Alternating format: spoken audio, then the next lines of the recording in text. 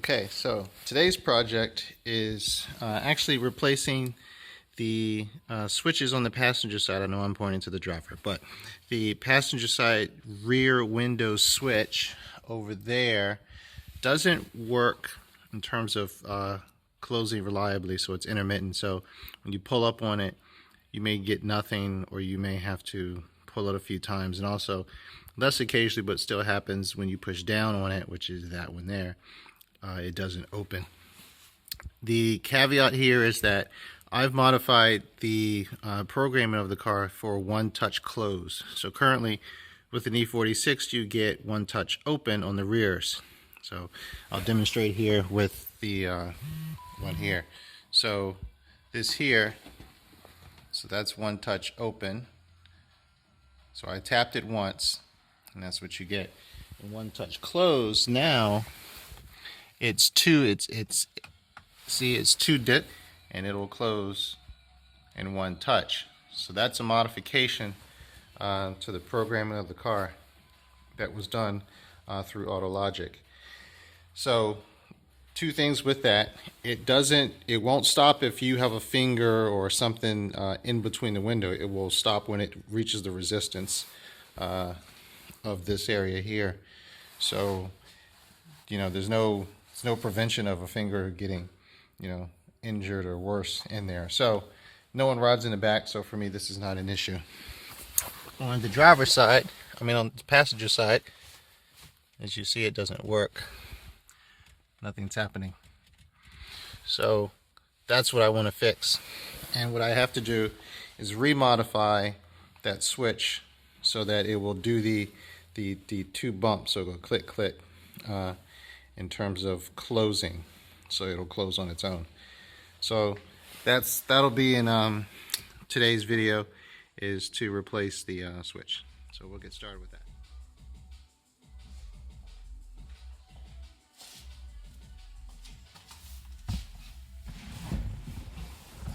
Alright, so the first thing we have to do is get this off, which is just set by two set screws, so use a small Allen wrench.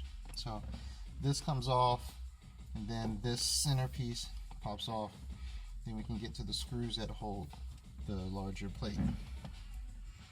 So I've done this a bunch of times just because I've worked on this car so much, so this is pretty easy. So there's one screw there, the other's here, and then this slides off. Put that there. You can use a the interior pry tools. I've used them enough where I kind of know where I don't need them anymore. So this comes off, and there's a little small tab, press and pull. So this can be tucked out the way.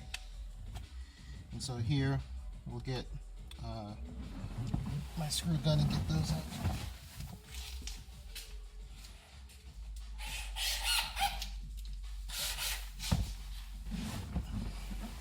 It's a little low.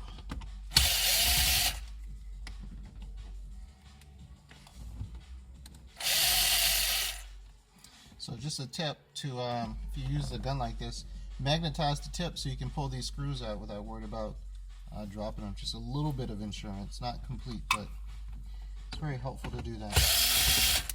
I usually just put them on a magnet for a few days, let them sit, and then they'll become magnetized. You'll do it every 3 or 4 years. So at this point, this can come out, and since I only need to do the right side, I can only need to unplug that. So that is done. Or actually, I'm sorry, I'm taking this whole thing out. So let me just be thorough. And so here, these push out. So this tip pushes in, and then they go forward. Or, sorry, back.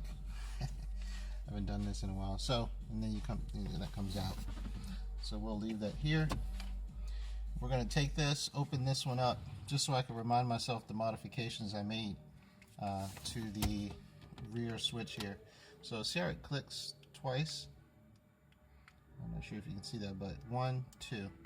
That's what it does not do normally. So this one here does it for one touch roll up, but the rear only clicks once normally. So we'll take this over to the bench, take it apart, remind ourselves what we did, and then take the new switch and carve away the plastic that's limiting it so it'll operate like this one, but operate consistently.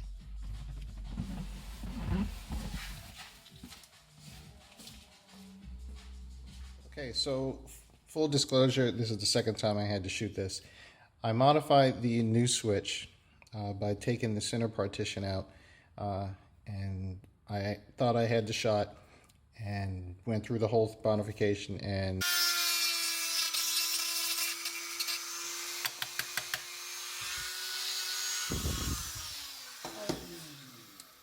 I find that I was out of frame, so sorry about that. So what I'm going to do, just to show how to get this open, I'm going to do it with the old one. This is the old one, the new one's already been completed, so we'll start over. So there are 3 tabs on each side, as you can see here, and so this bottom piece clips into the case here. So what I use is a small flathead screwdriver, and I actually just pry these out. So I tip just kind of the corners here. You'll see that it'll slowly start to come out. You're basically just releasing these 3 clips on each side. So those 3 are loose. You can see that there's a little bit of a gap all the way down. Go to the other side, you don't see that gap, and so we'll just create that as well. So we just kind of wedge in between the 2 pieces.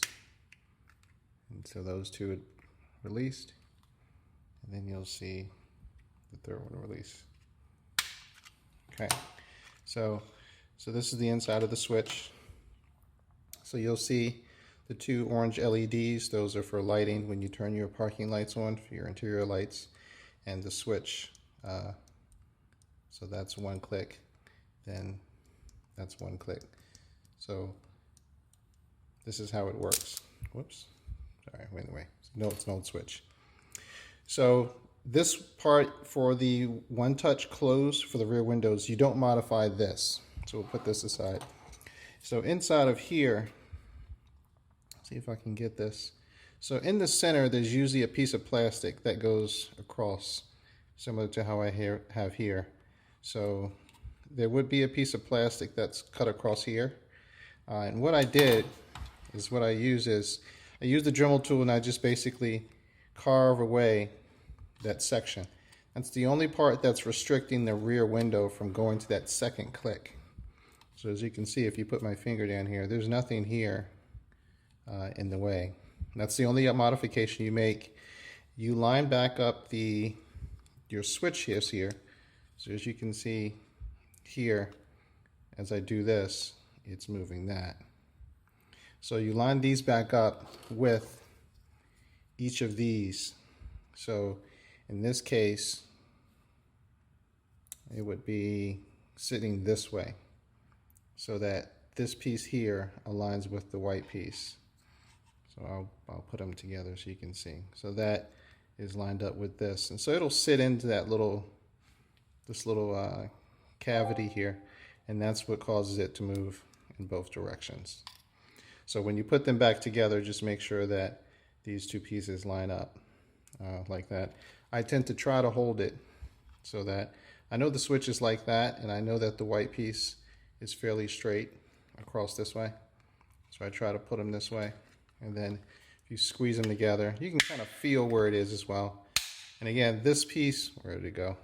This piece here is out, so we'll just go to this switch. But see how, I got it right there. So this is obviously working as it should. So anyway, so the new one has had this modification made. Both switches line up, and so we'll just continue on from there. All right, so switch is in. I just plugged it in. That's it. So shut the front, make sure it works. So front works. Okay. All right, rear. Nothing. Oh, it's open.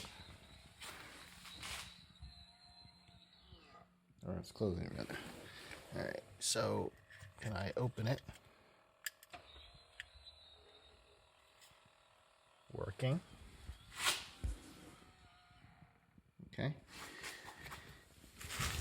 So that's completely open. We'll close it. It's intermittent. Now it's going.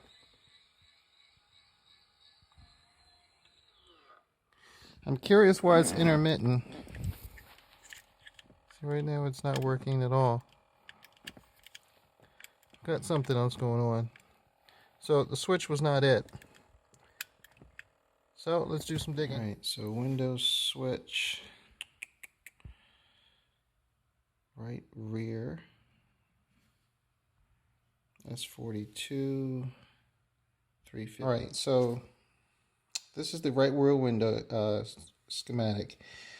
The switch is what I replaced here. We know this is in that general control module. I would assume I would get errors if that was it. I do get console switch errors, but I think they're related to something else, so that's a different project. This here, I'm not sure where this is. This here I know to work.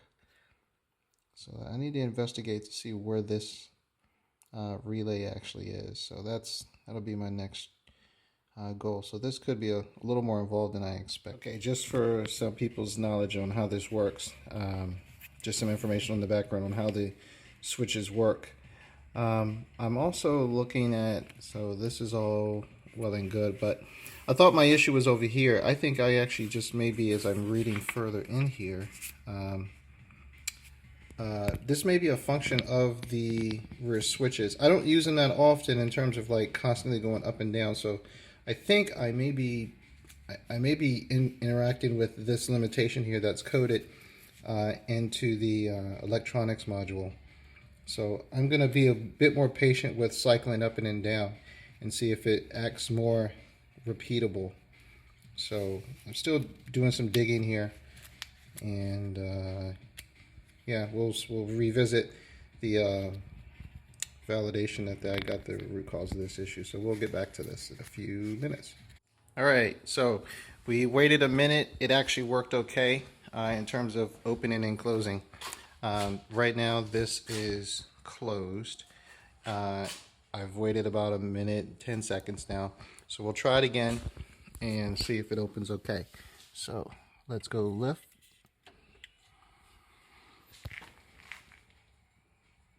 It's going slow because my battery's probably low now, but it is moving. Okay, and then we'll close it, pull it up, and it's closing. This is the key.